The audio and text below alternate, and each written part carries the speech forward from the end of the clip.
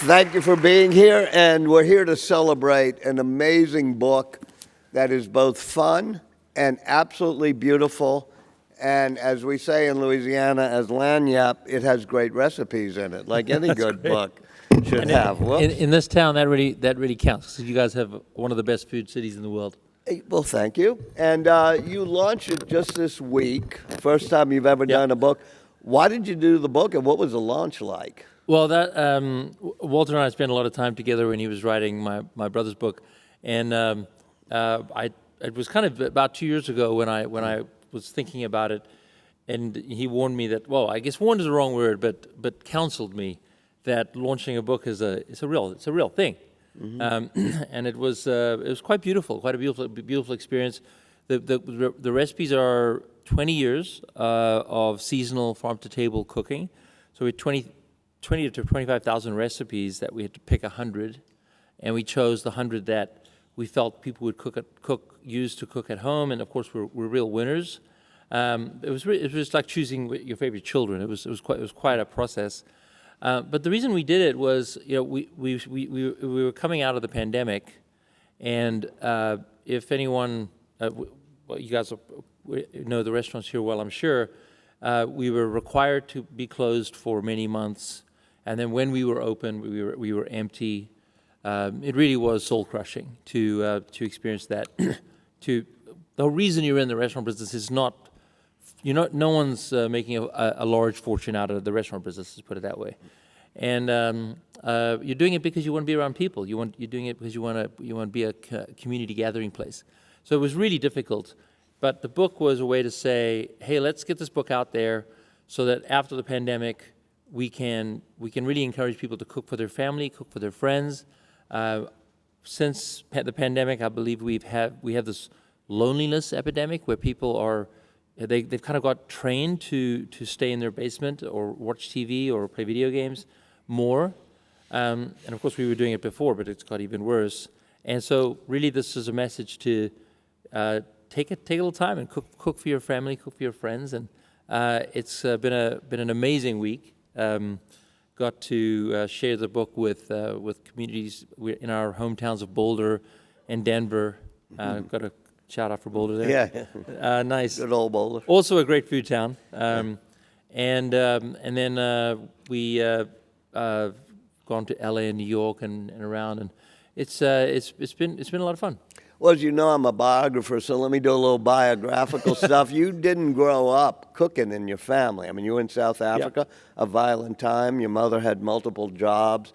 Tell me what it was like with you, Elon, your mother May, your sister Tosca, your dad, growing up in South Africa in that period, and the violence of that period. It really was. It was terrible. I mean, we just to be clear, we grew up in Pretoria, South Africa, which is.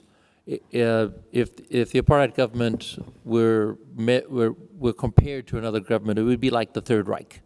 So we were in the capital of the Third Reich of the world at that time. So you're surrounded by people who frankly hated, white people who hated us. Because if you were English or Jewish, you were hated. And then the black people hated each other because there were multiple tribes, and there was this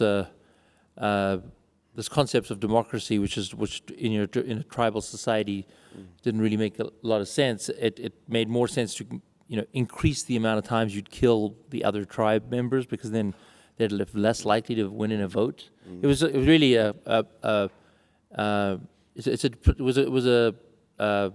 certainly a defining place to grow up, but it taught me to have a low regard for human nature. It was a really difficult time.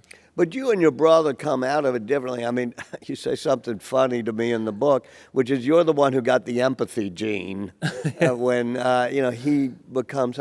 How did you develop suddenly, especially when you come to the United States, that sense of empathy, the kindness Yeah, I mean, I think that we're very close, my brother and I. So there's a complementary nature to it, and he does have an Asperger's, self-admitted. He an Asperger's. What do you call it? Just Autism. how his brain works. Yeah. And so I think that he's not naturally empathetic. So it really he has to turn it on. We've even talked to him about you have to switch on empathy for this situation. And it's like, and he's like, oh, okay, I'll switch it on now. I have an experience that way. Whereas I never had that. When I would cook for the family, I loved it because that was the time everyone would sit down. My brother, who was very hard to pin down, would sit down and enjoy a good meal. He still does that to this day whenever I cook. And my sister and my mom also very much in their heads. And that was the most beautiful lesson that I learned about cooking, was getting my family to sit down and just relax and connect. Sometimes we'd connect for just a few minutes, and then sometimes we'd talk for a few hours.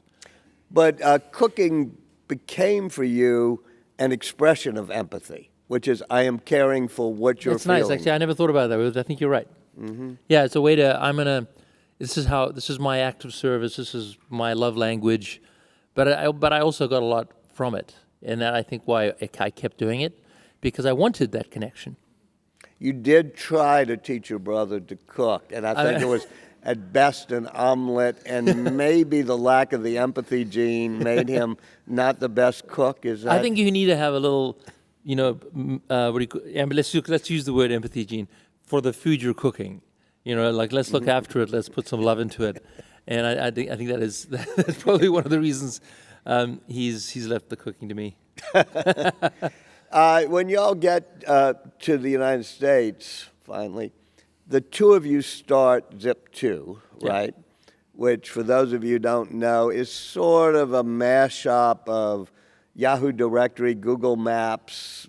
Yeah, we back in the early days of the internet, we were the first people, literally humans, to see maps and door-to-door directions on the internet.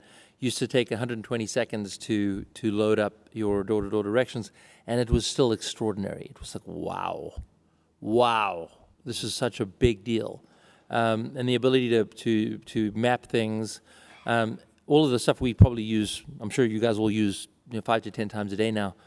How we turned that into a business, then you start thinking about real estate listings, or you start thinking about yellow pages, and you start thinking about all of the different ways local search can be honest. So we onboarded the New York Times to the internet. We onboarded Knight Ridder, which owned most of the other newspapers. And there's a story, I think, of it. The book of the yellow pages, the guy's throwing it at you. Yeah, so it's funny. So the Toronto Star, so this is in 1995. I'm 21 or 22. I think I'm 22, and I go to have a meeting with one of my mentors, who's like, he was probably 30, but still, like, to me, this older guy. And we get this meeting, and his name was Tony Brown, and he became a friend later, so it's okay. But we have this meeting, and he was so offended that I was saying to him that the internet was going to become the yellow pages of the future. He was truly offended. Like, this is a $10 billion business, but maybe not that big for him, but in the significant dollars. He picked up this book that was probably 3 or 4 inches thick. That was the Yellow Pages of Toronto at the time. He picked it up and he said, "Do you really think you're ever going to replace this?" And he threw it at me, like literally hit me. I was like, "What?" I mean, what? He was so upset that I could tell him that his entire business was going to evaporate, and within 2 years, like, it wasn't even long, his business was gone. And he became we actually onboarded him onto the internet. Right, and he actually came back to you. And he came back and became a partner of ours. Yeah. And Zip2. Yeah.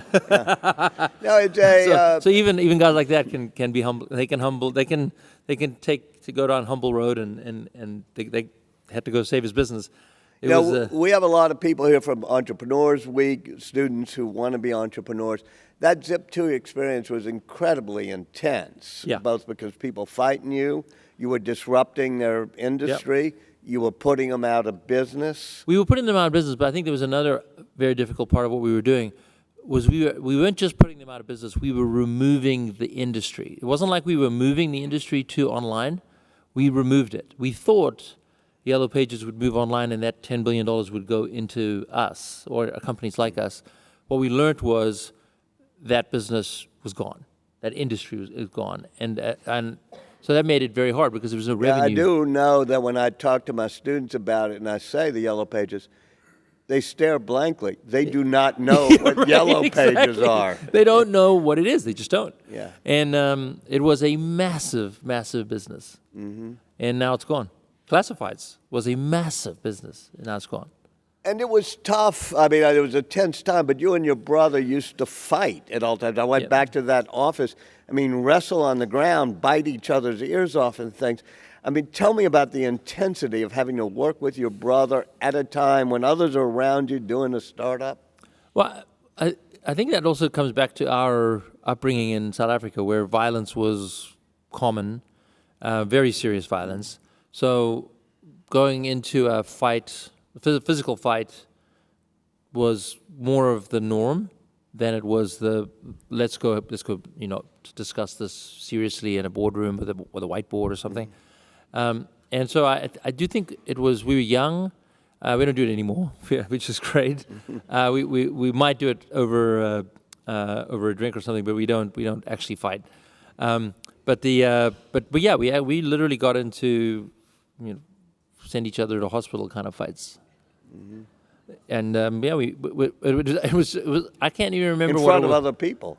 In front of other people, we didn't care, and it would be over a strategy decision. It would be over something that was important in the business. I think it was the name too, right? Wouldn't you fight over the name? Actually, the name, he was right, but we didn't fight over that one. We just couldn't come up with a good name, and that just was so frustrating. Yeah.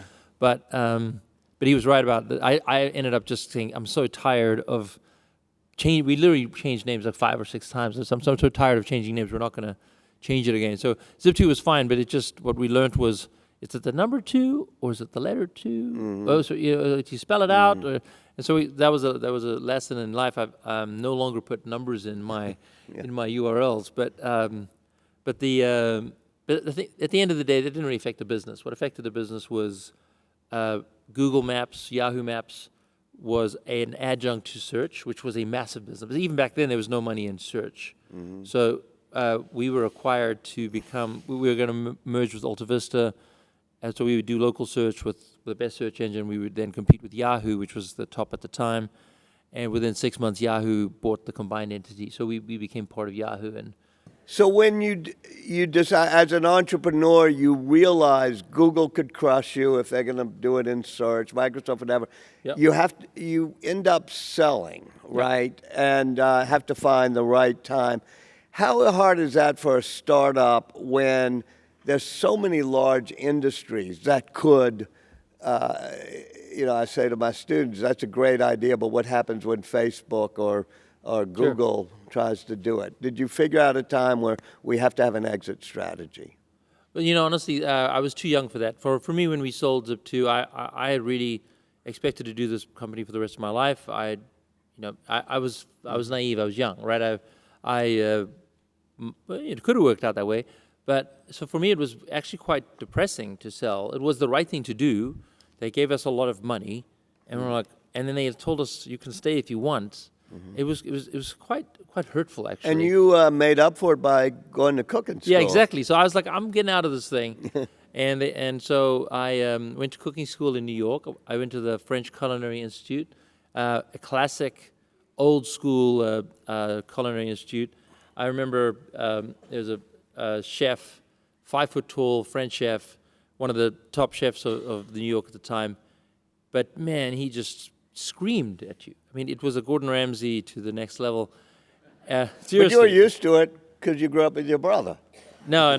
This was different. Actually, it's an old school style of teaching. It's berating you, I remember him.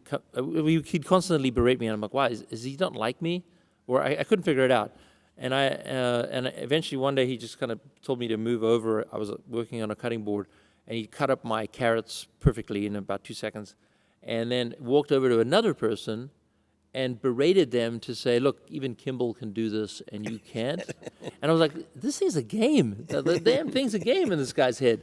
So I don't agree with that style of teaching, but I stuck it out, and it's a very well-respected school. You don't fail. You you have to survive through graduation. So it was 25 people started, 6 people graduated, and that is and they really break you down and they build you back up. You know, the way you connected it to community, I think your mother was involved as well, is when 9/11 happens. Yeah.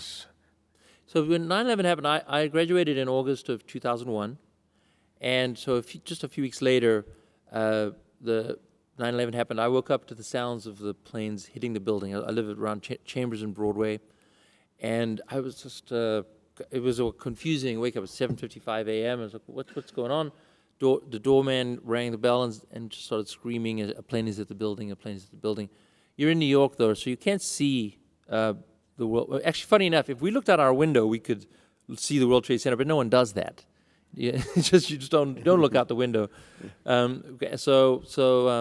Went downstairs to go get a coffee, not thinking. Just in my mind, like some idiot has flown a small plane into a building, and you're a New Yorker, so you're very jaded.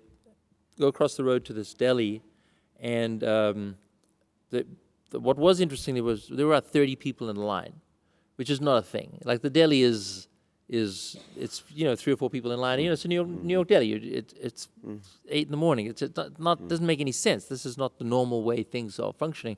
But I think people didn't know what to do, so they just kind of went into the deli. So as I'm standing there getting a coffee over the radio, so we heard that the second plane had hit the building, but no one was panicking. It was just kind of more frozen feeling. And then we heard over the radio that the Pentagon got hit. And then people just started running. What we didn't know was which direction to run. Like you just followed the crowd because you don't know what's going on. And it wasn't until we got to Canal Street, the first one fell. Again, can't see it. You just saw this giant dust cloud coming uptown, and it stopped about a half a block from us. Coming out of that dust cloud were people hanging onto the sides of cars, racing out, covered in this white dust that you couldn't tell what skin color they were. And you then began volunteering to help. Yeah, so my mom is a famous dietitian, so she got called to volunteer to cook for the firefighters, which is quite an honor. Millions of people are trying to volunteer, and she said, "Look, I can't cook, but my son does," and they did a quick check on my credentials, and I had enough credentials. To be clear, the chefs that I worked with were some of the best in the world, but I had a culinary diploma, and then the thing that really got it for me was I had a security pass to be down pretty close to ground zero because of my home. So within I can't remember if it was 7 or 14 days, there was some timeline where we were allowed to go back in. For the next 6 weeks, I cooked every single day, 16 hours a day. It was one of the most beautiful experiences of my life to be able to work with those firefighters. They would come in we'd be in this gymnasium converted to a cafeteria, putting so much love into the food, but at the end of the day, we're in a gymnasium. But the beauty really came from these firefighters coming into the gymnasium. They'd be covered they have these shells on, and they'd be covered in this white dust. They'd take the shells off. They would have this gray look in their eyes, and we would feed them food that we put so much love into. I truly think it was the best food these firefighters had ever had, and it was, such love had gone into it. And you just feel the energy come back into them, the blood into their faces, and they come alive. And they'd get a 45-minute break, and by the end of that 45-minute break, there'd be energy in the room. There'd be this really beautiful sense of community, and they put their shells right back on, and they would go back into those giant piles of melting metal to save American lives. It was one of the most wonderful, traumatic, of course, but also what a beautiful example of humans coming together. And it was part of a thing that then happens to you, which is doing cooking at bad times to show love. When SpaceX is founded, and you're very much a part of that, it was the first launches were on this tiny spit of an island in the middle of the Pacific called Kwaj, the Kwaj Atoll. And just as has happened with Starship, the biggest rocket ever made, the first 3 launches get up, they get there, but they don't fully succeed. Yeah. And I think for the first ones in Kwaj Kwajalein is an atoll that is used used for target practice. It's part of the Marshall Islands, and it's where But it's during actually World War II. there are benches where you can watch ICBMs come in from the mainland of the U.S. and land in the middle of the atoll, and it was used for target practice to see how good they'd be, and of course you could also be hit. Yeah. So it was quite a weird example of where. But what was good about it was we could go launch rockets there, blow them up, no one would be upset. But it's an interesting thing because you all at SpaceX decided we're going to blow them up and keep blowing them up till we figure it out, which is the opposite of the way NASA was approaching. Yeah, NASA's worried about PR and more worried about. They would not try a rocket unless Yeah. they were 99.9% sure. Yeah. Which is why Which is why SpaceX Boeing became so. and- I mean, Boeing and NASA. Lockheed, it cost them at the time $1 billion a launch, and we were offering launches. We ended up raising our prices, but offering launches for $9 or $10 million. Right. And but of course we might blow it up. So so it was took a But while. I mean, you have to realize that's 2 orders of magnitude. That's No, 100 exactly. times cheaper. Yeah. And what you were doing was something that we don't do that well in America, which is take risks instead of having everybody say, no, don't try that. Yeah. And Yeah, it was a new approach to doing things. It was very much about innovation and let's actually succeed here. Let's get space exploration going again. And it had really stalled at that point. It had become. But to frankly, bring it back to the important topic, Oh, yeah, which is exactly. cooking, the second one was particularly bad, I think. There's a It was- big old explosion. Yeah, it was particularly bad, and also the company was running out of money, and there wasn't a lot of people that were willing to back it.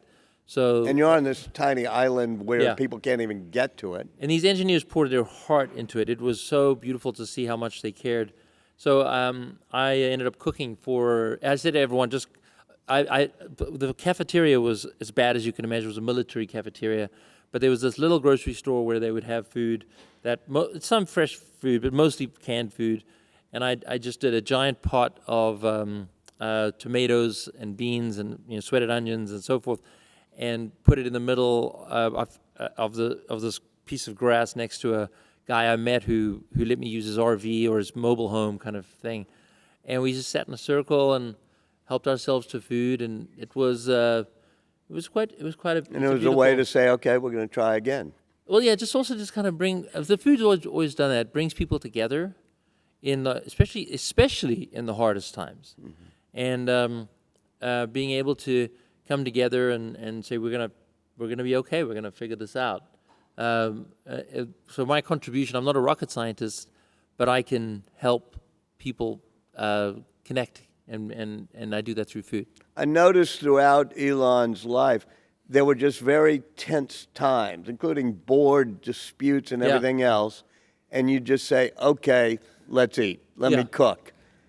Yeah, I think for me, I love cooking as a therapeutic thing for me personally. Like I actually find we were in these very, very intense board discussions that were do or die. This is the end of the company, and this happened many times, especially in the sort of 2018 time. This happened actually in the 2000s, but 2018 was several do or die moments, and I remember just having meetings where there was a kitchen, and I would say, guys, I'm gonna cook. And never with an obligation that you guys have to eat it, or it was just like, hey, we're here for a few hours, and we're gonna get hungry, and it's gonna not be great. But why don't I cook? So I would, I'd either order it on DoorDash or get some groceries out of the fridge that were there, and it was beautiful. People, the board members or the members of the team that were there, it's quite a surprising thing. To say, hey, I'm going to cook. But it's I've learned to cook for people when things are stressful, and it's beautiful. It's a powerful way to sit down and connect, and as I said, especially in the hard times. And so I've really learned at home, for example, I create a container every night with my kids. At 6 p.m. we eat, and if I'm at work, I'll come home for 6 p.m. and I'll head back to work. But it's that container that can be a 5-minute container where everyone just needs to eat and move on, or it can be a 2-hour container where people have a lively discussion. And what I found with food, with teams, whether it's the SpaceX team or whether it's the Tesla team or any of the business teams I've been part of, when you add a meal into the context of it all, it's actually pretty extraordinary how much more you can connect with each other and you can solve problems in a completely different way. I guess in a more empathetic way. There are a lot of people around your brother, you know them, Antonio, so many others, said, it's so magical when you do that. Could we just have Kimbal next to Elon at all moments? So when he's about to tweet out something outrageous or he's about to go into demon mode, if we could just pull Kimbal out. Have you ever thought that A, you could survive it, or B, and this is a complex question in a biography of Elon, is if he were calmer, if he were always being well-fed and showered with love, would that in some ways make him not who he is? I mean, I think my brother is he's a genius, he's a savant, but he does have a what do you call it, a mental challenge. I don't know how to describe it, a disability or whatever. So I think there's always a chance that someone like me can be with him some of the time, but that he is who he is, you know. Mm-hmm. So we wouldn't have the movement to alternative energy we have, which is just extraordinary. We obviously wouldn't have space exploration without him. So I think I'm here to help, but I'm only here to help occasionally. Every now and then, do you feel like, okay, just don't call me, but I got to take a break because it's too tough? There are a few times. Yeah, there's a few times like that. I think nowadays it's a little bit different. It's more like I really need to be there because we don't live in the same town. So yeah. So over the past couple of years, like I'll be the one to say we need to sit down, mm-hmm. And I think that that is. It's kind of how things have evolved over time. 20 years ago, almost to this day, I think mid-March of 20 years ago, you start the kitchen. Yeah, that's right. 20 years ago, March 16th, literally, actually, to this day we opened 20 years ago. Happy birthday. Thank you. Thank you. And you were a pioneer in the farm-to-table, I'll call it, along with whom, Alice? Well, Alice Waters and was Chez Panisse, and then Ruth Rogers and Rose Gray in River Cafe in London were kind of the OGs of farm-to-table. They worked with farmers prior to any technology really being around, and really it was very hard for them. So that's why it really didn't become a movement. What happened in the mid-2000s was. In fact, the term farm-to-table wasn't even coined until 2006.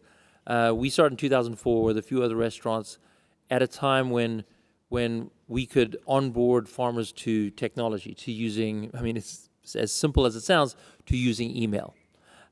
They would come in and write these paper chits, and we'd have to, like a doctor's prescription, try and puzzle out who's this and what do they write. It looks like this is broccoli and this is how much they charge. And it was one of those things where you just couldn't scale it. You could do it a little bit. You can go to the farmers. It was very romantic, but you couldn't do it consistently.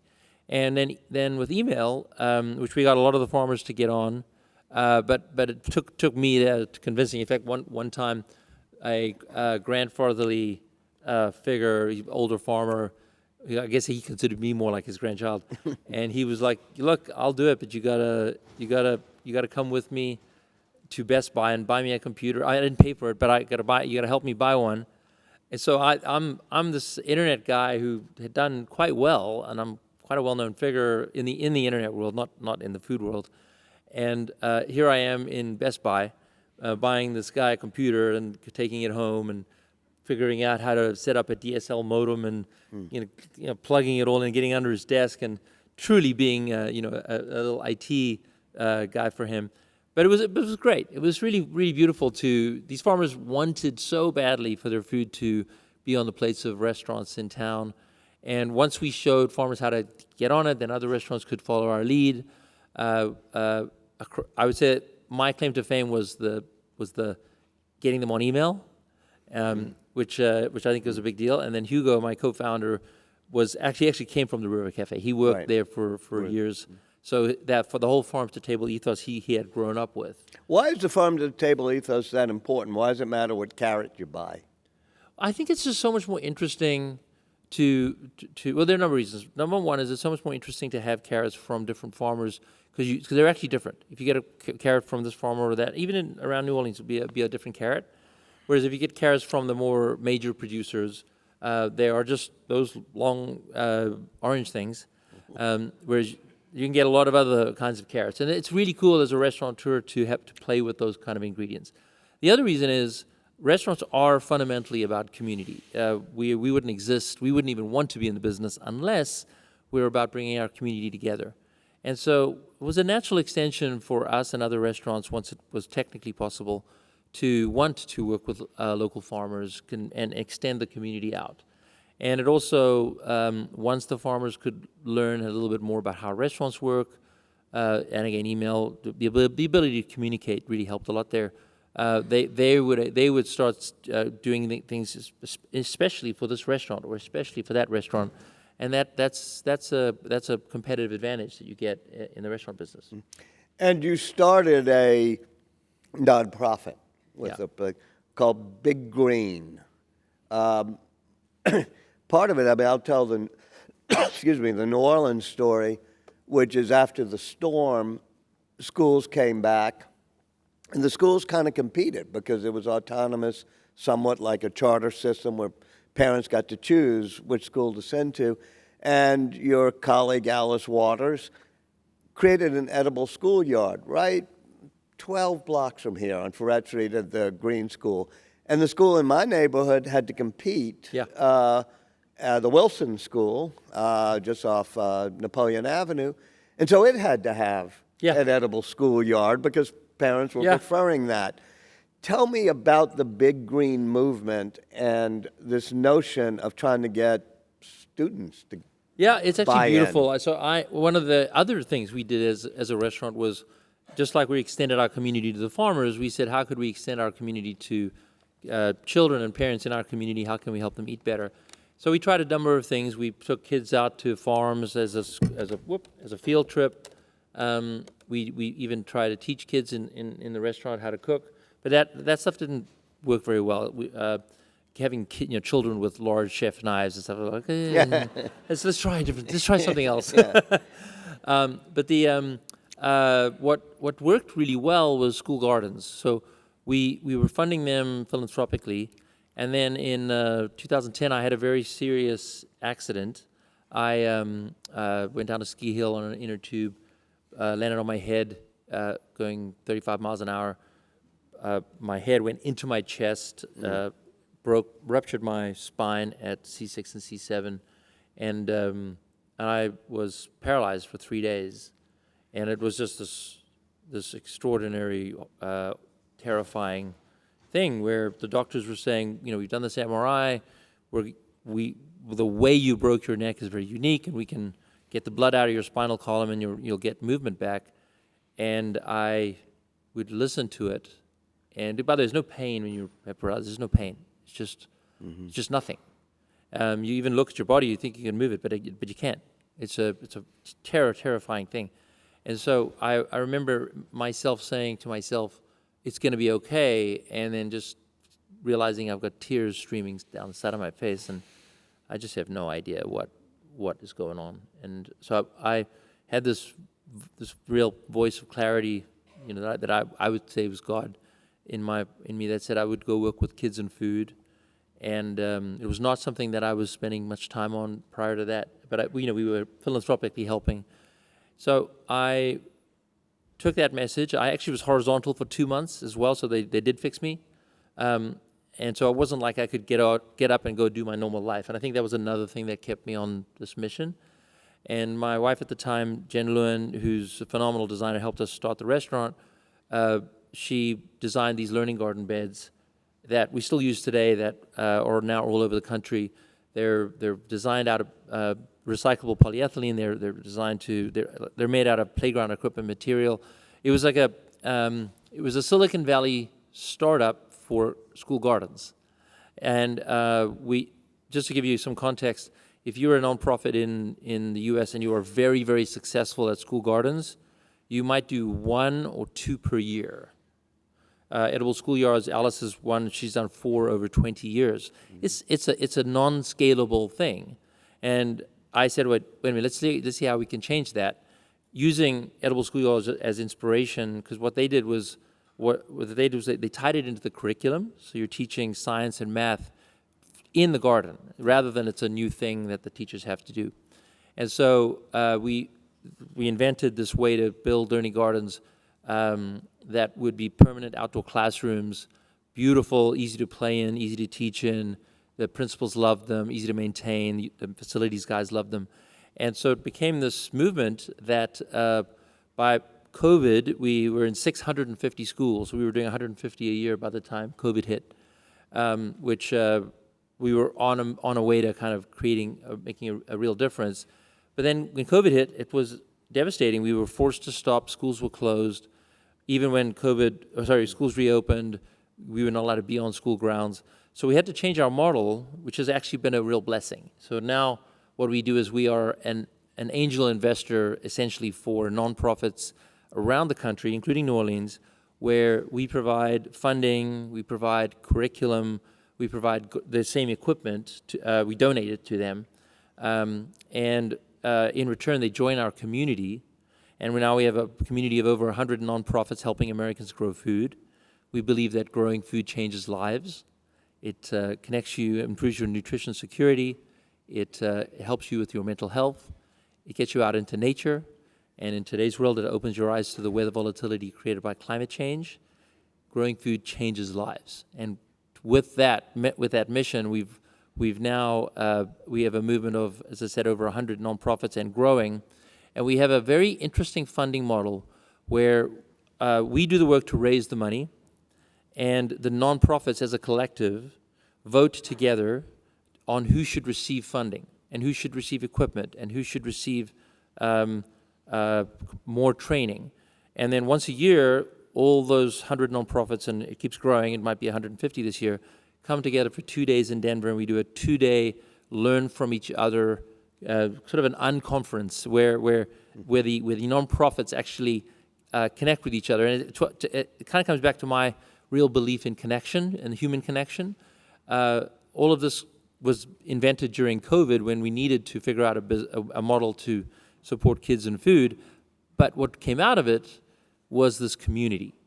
And that is the theme of this book, yes, which is cooking for community. Yeah. I think there's probably no town you'll ever visit that understands the role of food, restaurants, and community for me. Absolutely. Because we went through Katrina and then we went through COVID, in which the restaurants helped lead us out through community.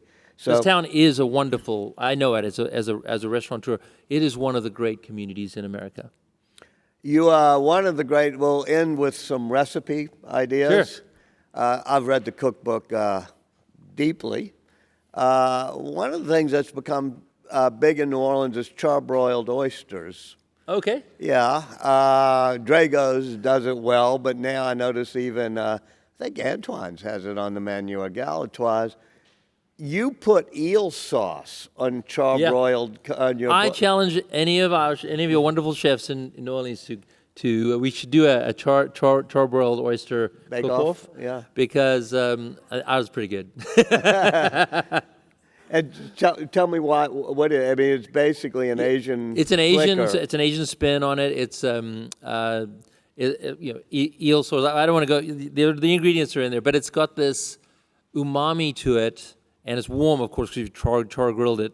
When you typically when you have oysters, you're really getting the vinegar and your lemon juice, or you might have a tartar. It's like something that is a completely different direction than an Asian umami flavor,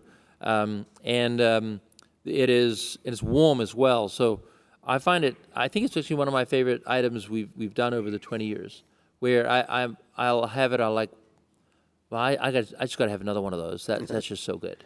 And I've heard you be asked what's your favorite ingredient, and you never answer, but I know the answer because I read the book.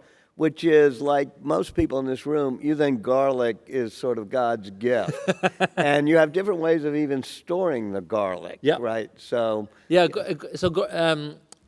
garlic is an aromatic, so I use garlic in many ways. One of my favorite ways to use it is actually raw. So I have a salad in this cookbook, which is a peach salad.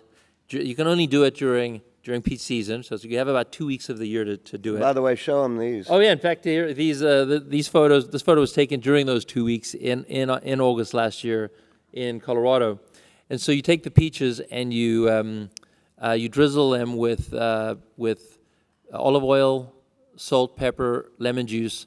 You slice garlic so thinly that you can barely see it, and you toss the peaches together so it becomes a savory dish, and then you add Parmesan chunks, which we have a cool little thing. We have QR codes in the book, which is videos on how to do a technique. So instead of a slicing Parmesan, you chunk the Parmesan, and so each little chunk it goes with a piece of peach, and it all kind of matches. And then you also do something unusual. You use basil as the salad. So you're actually putting an entire large box of basil into the salad, and it becomes the leaf of the salad. And so in that case, garlic plays such a powerful role, and it's raw. And so I love playing with garlic for everything from obviously roasting it in a good chicken or otherwise, and all the way to making a salad just like your eyes just go, what the heck just happened? This is the greatest tasting thing. Well, you get more recipes because the book is for sale and it's the first week out, so get it there at our it's bookstore. been a fun week. But let me end with the broader question, which is the whole book is about community, but also about empathy, that food is an expression of empathy. You talk about, your brother being the one with the sort of hardwired not to have the empathy that makes him strong.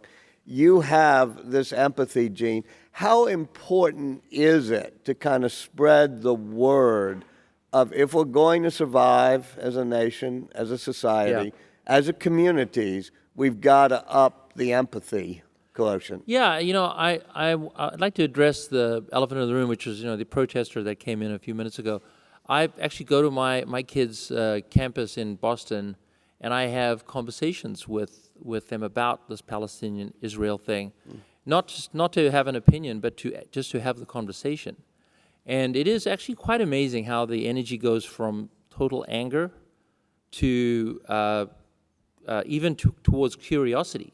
Like they of course have their opinions, they want to get it out, but you'll realize if you have 5 or 6 people around the table or more, they actually don't all have the same opinion, and they learn that at the table. It's actually amazing to me that everyone is learning at the table, even though they were at the same protest or they're doing. But I grew up in South Africa in the anti-apartheid movement, and I was one of those protesters. So I really do.